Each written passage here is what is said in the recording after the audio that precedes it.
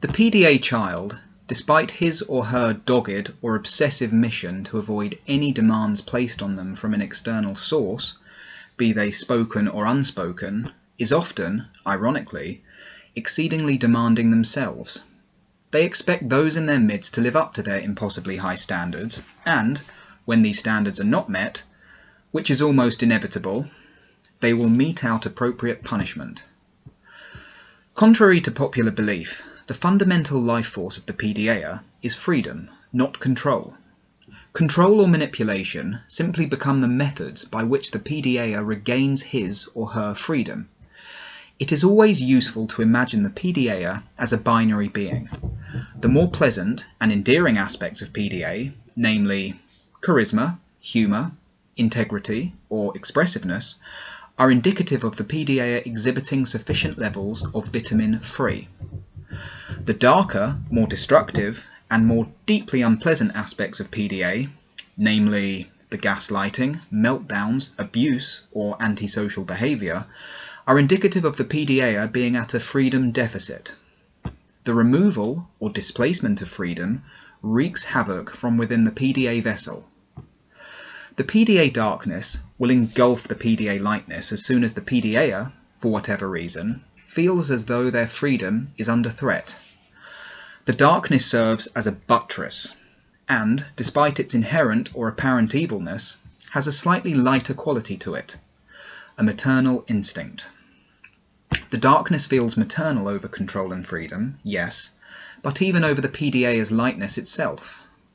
Please be aware that I'm speaking in metaphorical terms here, and although these explanations may seem quite abstract, they have fairly practical use in that they are symbolic representations of our inner experience. When the PDAer is confronted with a demand of very mild intensity, they may be able to meet it, although a steady build-up of mild demands may eventually lead to a meltdown. Check out my video on the 2 types of triggers, in which you will find information on the trigger meter, for more information. When the PDAer is confronted with a demand of moderate intensity, that is to say, one that isn't mild enough that the first few may be unnoticeable, and one that isn't intense enough that the PDAer skips the whole building up process and proceeds straight to raging uncontrollably, there are 3 levels of escalation. Number 1, refusal, which could be no, I'm not doing that, or just straight up ignoring the person who is making a request. Number 2, defense. This is when the darkness is called to arms, following the irksome persistence of the person making the request. The PDAer, at this point, may fire off a few defensive rounds in the forms of swearing or a few slights or insults. This is a sign that the well-being of the person making the request is now in the danger zone, and best back off immediately or else. The reason for this hostility is because the well-being of the PDAer is also in danger.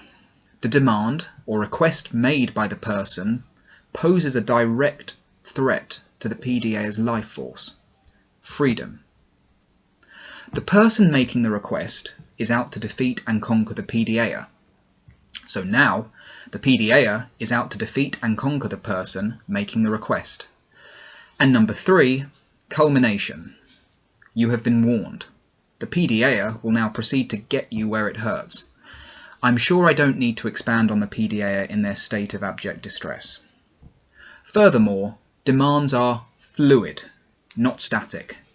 They are ever-changing and polymorphous. Going to work may prove too demanding for a PDA adult at one point in his or her life, but further down the line, they may find a way of making money that is meaningful and enriching, and the demanding aspect of going to work will cease to be. The PDAer is a utilitarian meaning junkie. What good can this do? What are the benefits? How will this enable me to grow? Are all questions the PDAer will ask themselves before any undertaking. They will scrutinize any process, means, or trajectory for meaning and or a fruitful result. If no such things can be located, then the PDAer will either abandon the undertaking completely or proceed by attempting to reshape the entire process so that it conforms to their view of what the perfect, meaningful, and fruitful process looks like, which would make the PDAer look very selfish indeed. An example would be embarking upon a university or college course. The PDAer may find the demands minimal enough that they can attend, but not minimal enough that they can conform. They will be hyper-aware of the absence of meaning, and will proceed to inject their every experience with it. Thus, disruption, classroom hijacking, cheap jokes, and puerile attempts to draw the attention away from the teacher and onto themselves ensues. Why? Because they are compensating for a lack of meaning. What about when the PDAer embarks on a course that is important and meaningful to them, and does lead to a fruitful result? Then they conform. Individual liberty is paramount for every human being, but if people with PDA don't have it, we don't only cease to function, but we, more sinisterly, will try and extract the life force from everyone around us during our dire state of spiritual malnutrition. In addition to freedom, we want nothing more than to be acknowledged. Acknowledged for our merits and our defects. True acknowledgement can in fact be the perfect antidote to autistic rage. But it's hard, especially when autistic rage manifests as personal attacks. I understand. I've said some pretty cutting things to people in the past, and although I don't mean it personally, it is extremely hard for the recipient not to take personal offence when the words being thrown at them are meticulously crafted to eviscerate them. I know that sounded like a complete contradiction, but allow me to explain. The PDAer seeks to destroy not the person, but the source from which the trigger emerged. The PDAer is endowed with cognitive empathy, unlike his or her fellow autistic counterparts, much of the time, and are therefore capable of understanding the emotions of others and how to manipulate or destroy them. During triggered states, the emotional empathy and soul of the PDAer temporarily absconds. Their dark passenger takes over and blitzes the surrounding area until all threats are expunged, and the freedom or control has been restored. It is only then when the true essence of the PDAer can return to their vessel, but by which time it is too late, and the damage has been done.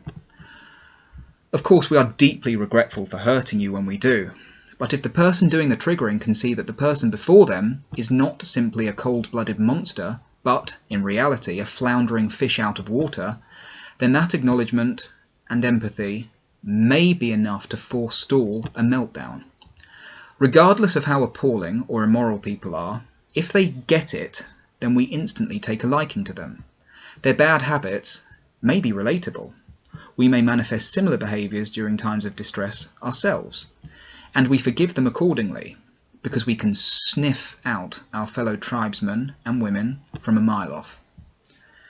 For those who don't get it, we immediately start building emotional barriers, and may be permanently mired in stage 2 of the trigger process, defensive mode, whenever in their company.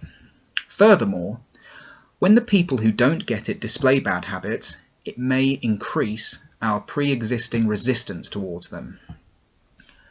Acknowledgement and freedom. That's what we want.